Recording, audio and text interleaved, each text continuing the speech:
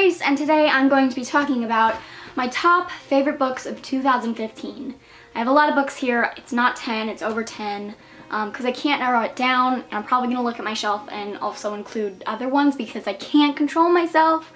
I feel bad if I leave out books. So since there is going to be a lot of books in here, I don't want to get too into what they're about, but if you would like to know more of what the book is about, just comment down below and I will tell you. 2015 has been a great reading year. I think that so many great books have come out, and I've seen so many good new authors. So I'm gonna try to control and make things understandable, but when I really love something, it's hard for me to put into words. So let's just go ahead and get into it. The first book I'm going to talk about was actually my first book I read in 2015, so it started out with a bang, and that is Vicious by V.E. Schwab. This was a fantastic read. I did a whole separate review on it. If you want to look at that, I'll just link that down below. But this, I loved the whole best friend turned to enemies thing. Definitely unique, and I've never read anything like it, and I still continue to think about this book, and I read it right at the beginning of the year. So read this book. Read it. Next book I'm going to talk about, everyone knows or has read it by now, and I never really thought I was going to read it just because the synopsis never really intrigued me enough to pick it up, but I am definitely super glad I did because obviously it's one of my favorite books, and that is Fangirl by Rainbow Rowell. This is the perfect coming of age story, finding yourself, but it's so real, and it's not, I don't know, super dramatic, and it's just very real, and I think that a lot of some of these aspects in this book really just hit home for me and holds a special place in my heart. I love all the characters, the family, everything. It's just great, and this fan art. Gorgeous. Next book I'm going to talk about is Slaughterhouse-Five by Kurt Vonnegut. This was a really weird but necessary read. It's an anti-war novel. I still think about it just because it was so weird and necessary. Okay, so how do I say this? It's very hard for me to describe. This follows a young man named Billy Pilgrim, and he basically jumps timelines, so it's not a linear timeline. He's 5 years in the future, 5 years in the past, 10 years in the future, 5 years in the past, and it's all leading up to the bombing of Dresden, and it all has its metaphors, and it also has one of my favorite quotes in this book, and I love that, after so many paragraphs it always says, "So it goes," because so it goes. You can't really control what happens, and you can't really control your future. Shit happens, and it's definitely a book that I want to read a couple times to really fully understand all that needs to be understood, and just read this if you're really wanting to read a really great anti-war novel. The next book I'm going to talk about really just basically the whole series, but specifically this book thus far, and that is The Dream Thieves by Maggie Stiefvater, the second book in the Raven cycle. This is one of my new favorite series. I can't get enough of the characters and the writing. It's just freaking fantastic. Pick it up if you haven't. 5 out of 5 stars for everyone. Next book I'm going to talk about is The Ocean at the End of the Lane by Neil Gaiman. I did not give this book 5 out of 5 stars though. I gave it 4.5 out of 5 stars just because I wanted a little bit more and a little bit more answers, but that's really not how Neil Gaiman's writing is, and his stories, that's not really how they go, so I just really need to get used to that.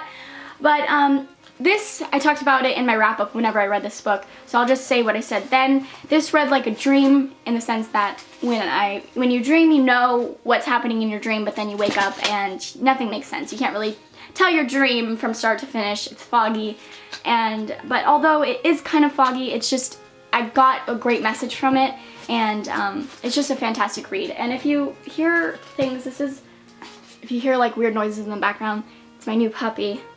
Her name is Snicket, and she's the cutest. She's a little terror, but I love her. And she smells like puppy, and I love it. Next book I'm going to talk about is one of the funnest books that I've ever read, and that is To All the Boys I've Loved Before by Jenny Han. This is a book that you want to read when you just want to feel happy, and I can see how people may not like this book because Laura Jean, the main character, she's very, very innocent. It feels like you're really reading from the perspective of a 12-year-old, but she grows, and she's just such a great character, and I've never seen a character or read a character like her, and I adore her innocence and she's so naive, but I adore it because she just finds all the happiness in every situation, and she's just the cutest, and I love her. I love her. The next book I'm going to talk about it's in my heart, it's engraved in it, and that is Me Before You by Jojo Moyes. this book was fantastic, and you follow a man, or there's a man in this book, and he had been in an accident, and he's a paraplegic, meaning he doesn't really have any movement from the neck down. He's in a wheelchair. He kind of has movement in his hands, but really not really. And the main character in this book, she begins to take care of him, and they clash, but they find what they need in each other. And before his accident, he was so adventurous and so active, and to be able to experience that and then have it taken away from you is just such a blow, and just makes everything super low. Stop it! Stop it!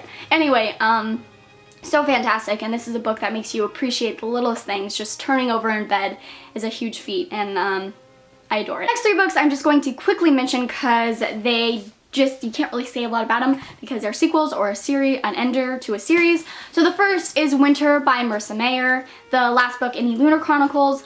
Fan-freaking-tastic. I couldn't have asked for a better series ender. And then the next is Queen of Shadows by Sarah J. Maas, which is the 4th book. Yeah, the 4th book to the Throne of Glass series. It was amazing.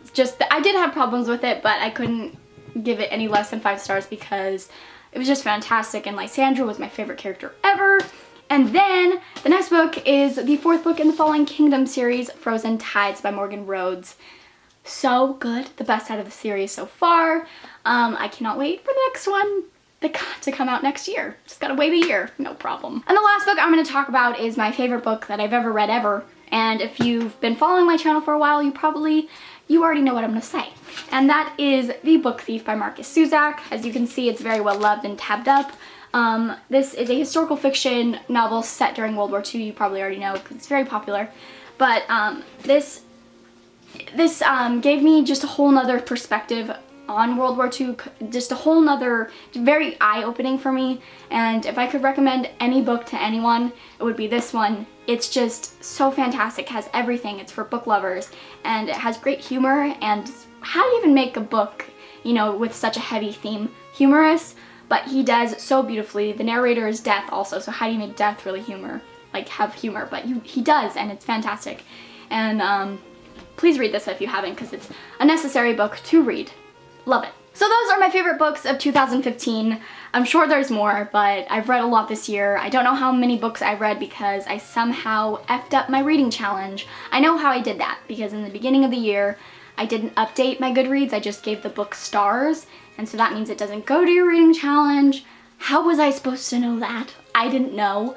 Now I do, but I don't know how many books I've read. I tried to count them, but Goodreads is weird, and I can't. It's not like chronological. I'm sure you can make it. I'm sure there's a way, but I'm not techie and I don't really care.